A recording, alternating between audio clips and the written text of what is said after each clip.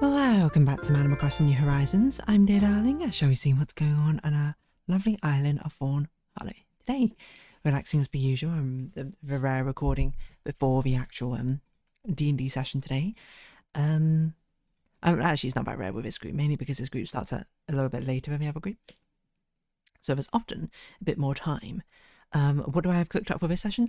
Honestly, I think after the past two sessions, not that much. Like it should be relatively chill, if anything is my hope. I think there might be a battle, but it's not going to be like a very intensive battle. Like it's not going to be like a set piece battle, because we're sort of traveling set piece to set piece. But probably what will happen is we'll round up the third region, and it's going to be like kind of boringly uneventful, if anything. Maybe, I don't know. Hello everyone. Right now in Fawnhallow at 6:11 PM on Wednesday, March 18th, 2026. I mean, it highly depends on what they end up rolling on these random encounter like tables I have. But yeah, I was sort of thinking about it like when I was planning. I was like, what feels reasonable? I was like, last session was actually pretty intense towards the end, and I'm like, that seems like already like carrying a lot emotionally. I already did lay down the foundations for something interesting going on in these regions of, what shall we say, this kingdom that they're going to. It's, yeah, it'll be interesting. I think most likely, if anything, there's going to be a battle, but also maybe there won't be. I don't know. But it's going to be a pretty straightforward battle. Like, it's not going to be a particularly complicated map or anything, I don't think. Unless they roll, it depends what they roll. If they roll some of the dire encounters, then so be it. But there's a couple of interesting dire encounters, mind you. Yes. So what does that mean? It basically means something particularly interesting, which is what?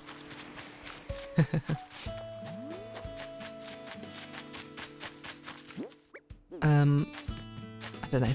It's hard to say because there are things I want to do, but things which I don't think make sense. You know, it's kind of interesting with a D&D campaign because I'm also like treating it in a similar way that you treat like a TV series or something. Like you don't want back-to-back high intense, high drama, high octane episodes over and over again. Sometimes you need things to take a breather. Sometimes you want something which is a bit more character focused, a bit more low key.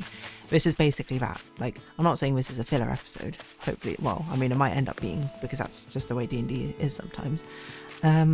But it's also like, I don't have anything crazy planned, but anything could go off a rail. I mean, to be fair, I thought it was a pretty regular intensity episode session last time, and then it very much was not, so who knows?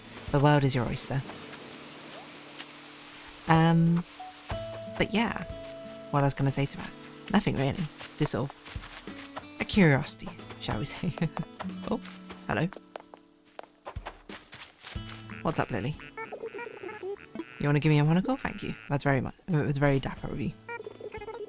Did I give you that top? That top looks cute on you, Lily. I have no idea. Anyway. What was I gonna say? I don't really remember. No, why did I pick us up so randomly? I recorded some Happy in Paradise yesterday. It's been a while since I've done them. How are the customizations? They're fine, I think. Neither of them I was like, whoa, this is incredible, to be honest. Yeah, I'm just trying to think what else to really talk about. Got tickets to something, which would be very exciting. I won't say exactly what yet. Maybe I'll say more closer to the time. As I tend to do, I don't tend to say what it is when it's coming up. I just tend to tell afterwards what happened. But I'm very excited for it. I'm very, very excited for it, is what I'd say. We don't have another Lily of the Valley. I don't know why I thought we did.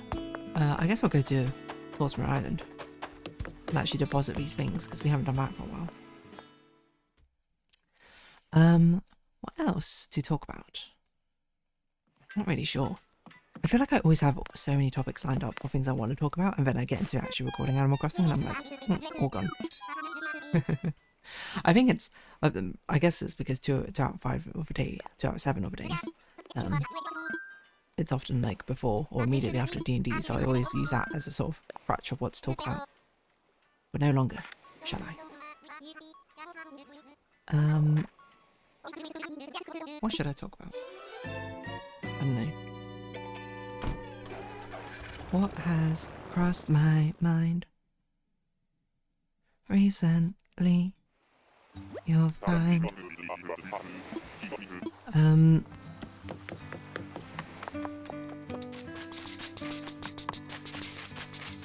I watched 3 more video essays about things. I actually did watch a little bit of that Balatro one I was talking about yesterday. I didn't watch the entire thing. I can't remember why. I think I ended up doing something else. And then I closed it and I realised I never opened again. But I did click on it. So we'll see if it gets recommended to me once again. I don't know.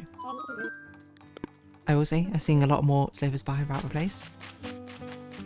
But my entirety of wanting to play with Slay the Spire, from what I heard, is basically more. Slay the Spire 2 is basically just more Slay the Spire 1, which is not necessarily a bad thing. More of the same thing. You know, it's interesting, because it's often thrown around, I feel like, as a... I don't know if it's never necessarily levied as a criticism towards sequels of some kind, but it's often very much, I feel like, reasonably often brought up as something. And I find it kind of fascinating in a way, because it's like, is it bad or good if a sequel to something is just more of the same thing, but better, but polished? Because I'll be honest, in a lot of cases, that's kind of what people are looking for, right? Because that's a thing I've heard with like Hollow Knight, you know, Silksong. What is it? It's basically Hollow Knight again, but more. Now it raises the interesting question, I suppose, something I definitely discussed before. I'm pretty sure about how much I suppose you could, should, or would change a sequel for the sake of doing something different, you know?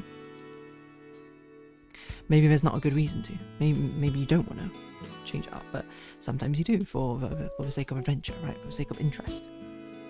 For example, you know, like Darkest Dungeon. That's a pretty big one, whereas like the first Darkest Dungeon is pretty unique, I suppose. I don't know how you describe it, like a character, a very gritty, dark survival character match or whatever. If one of your characters die, they die forever. And then the second Darkest Dungeon is along the same sort of aesthetics, but then it's no longer like if your character dies, they die forever, right? It's something along the lines like the characters have their own individual characters now, or something.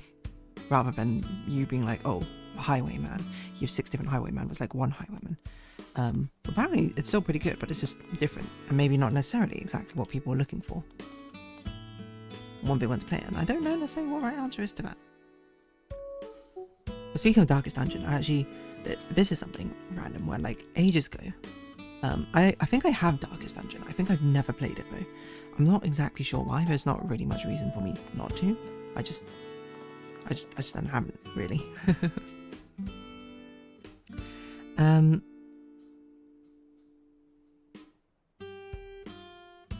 But yeah.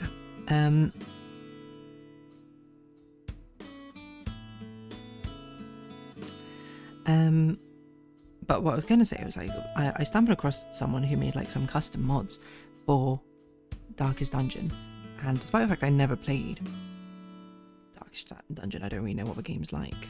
Well, no, I do know what the game is like. I've just never played it. Would I want to play it? Genuinely, I'm not sure. Maybe. I saw this person made some custom mods for like custom characters which you can play. I can't remember his name off the top of my head. I saw it like last night, so I suppose now it's gone from my memory. But he made some characters like Lamia and the sisters, the Wraith and stuff like that. But the thing I love the most, because I love this about Darkest Dungeon itself, is the fact they have these like lore-based comics where they just do very sort of minimalist sort of style storytelling, no dialogue or anything, showing off exactly the backstory for these characters. And I always find it very, very fascinating to see, because it's so interesting. It's such a fun way, I think, to talk about the characters, to show off the characters, their personality, the background, why they do what they do, essentially. But yeah, the one thing I loved about this person's mods is the fact they also did that, essentially. They showed off, you know, their own modded characters, their own custom characters with their own backstory, being like, this is why they are the way they are. And it holds one of my favourite like illustrations of that, which is the one that he did for the sisters, which is long and short, they're basically two sort of aristocratic sisters. One is basically a bloodthirsty warrior, and the other is like a noble scholar in a way.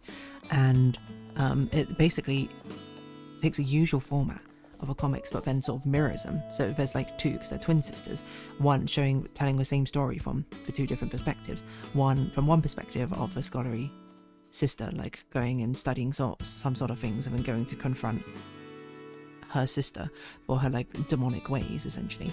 And then one from the other, the much more warrior demonic sister's perspective, celebrating, getting people drunk, and then murdering people for fun. And it's like such a fun, creative use of a medium, you know. I think it definitely says wonders if it's like, oh, I could see the actual team writing a story, creating a comic story like this, you know. And that must surely be one of the highest praises I can give. Maybe not, I don't know.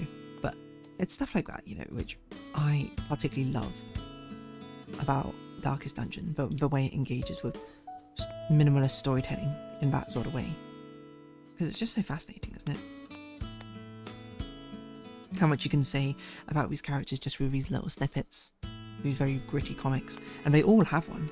Like, all the characters in Darkest Dungeon have one, and it's really fun. I don't know, there's something about that. Just games doing, like, telling stories. Because it's like, it's a lot to tell, like any sort of large-scale backstory, right, in any game, right? You can't expect, what the heck? So I'm playing a bit of Uma Musume at the same time. Somehow Majora McQueen got 18th in her first race. I want to replay this. What on earth happened?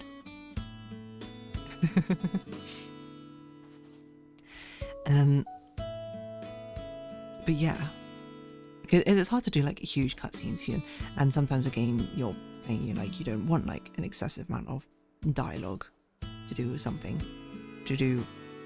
one way or another. You're just like, this is not how it's meant to be. Oh my gosh, how does she do so poorly? I don't even know. She just fell to the back of it and never did anything. Well, we'll try again. Okay, there you go, she got first. What on earth happened this time? I don't know. But yeah, but being able to illustrate it, I think, through a simple comic, like these games do, is really nice. Like, it's just a simple way to be like, here's some backstory, but it's in a much less intensive sort of way of illustrating it. You know, you don't have to create some huge cutscene, you know, render voice acting, etc., etc. It's just a comic. That's enough to be like, here you go. Here demonstrates the character's values and why they do things. It's not Liar's Bar also does this, and I kind of love it as well, even though I don't think it's like the craziest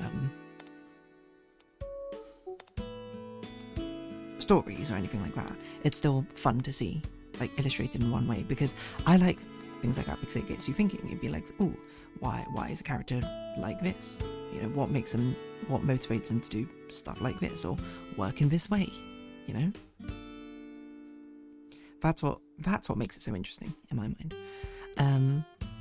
Because yeah, Liar's Bar does it as well. They do it, each of their characters are basically some sort of compulsive gambler. It's maybe the best way to put it. And then each of their sort of like comics show a backstory being like, oh, this is how they came to be that way. Like, the fox did it out of love or something. I can't remember the other ones off the top of my head. I'm trying to think what the other characters are. The Doberman, didn't he like, no, but the pig is like an absolute maniac, like a psychopath or something. There's like one of the newer characters who just like loves life too much and is just doing it for the thrill of it, stuff like that. You know, it's like these little snippets, because I think I like it because it's sort of like, oh, you wouldn't usually get a peek into these characters' lives. Usually. But this gives a way for like these smaller indie devs to be able to give us a sort of little look, a little perspective, a little glance to see what's going on in a fun way. I don't know. I'll say, you know, comics, web comics, small little supplementary lore comics. Just fully appreciate them as ways of storytelling techniques to be able to succinctly express a character story in an ensemble cast game, because it's not like, especially if it's not like a story-based game, right? It's not like Lies Bar is particularly story-based. Darkest Dungeon's kind of story-based, I would say. I would say it's more lore-based than character-based, right? Story. It's still interesting nonetheless. Like Dead by Daylight seems like it could be a prime example of that sort of thing, but Dead by Daylight's got their short stories and like illustrations which go along with their short stories. I guess what I'm just trying to say is like I like short stories in otherwise lore-light, story-light games. Because that interestingly intrigues me, even as someone who doesn't play these games. Have I played any of these games I'm talking about? No. But I'm interested nonetheless. Even better when it's like Darkest Dungeon style, where it's like, oh, each of these little things, you can see like the cracked crown or whatever in cracked halo, sorry, in not each of the comics, but most of the comics, and it's fun seeing how they sort of incorporate it into the design. But yeah, I don't know, I just like backstory for my characters, and these simple comics perhaps give an avenue for them, which you normally wouldn't expect from these sort of games, because there's not like a story mode or a cutscene or anything like that. That's it. I don't think that's so wrong for me to like. Majora McQueen, would you mind not getting second in this race, please? Actually, yeah, I'm just going to continue on. I think it doesn't matter if I get second in this race. Just is what it is. C'est la vie. Probably her speed is not high enough, is my guess. Anyway. Yeah. So I very encourage devs out there to do it, you know. I know it's easy for me to be just like, just do it, you know, so simple. That's not what I mean, but if you have a means to, if you can, then why not, I suppose. It's fun. I like to see it. That's all I mean to say. And if that's wrong, well then I don't want to be right. Anyway, on that note, I guess I'll round this episode up here. So, if you have been watching, thank you very much. It's been Animal Crossing New Horizons. I've been Dear Darling. Likes, comments, subscription, shares, greatly appreciated. Socials, Discord down below. Hope to see each other again, but for now, it's our farewell. So until next time, bye-bye for now.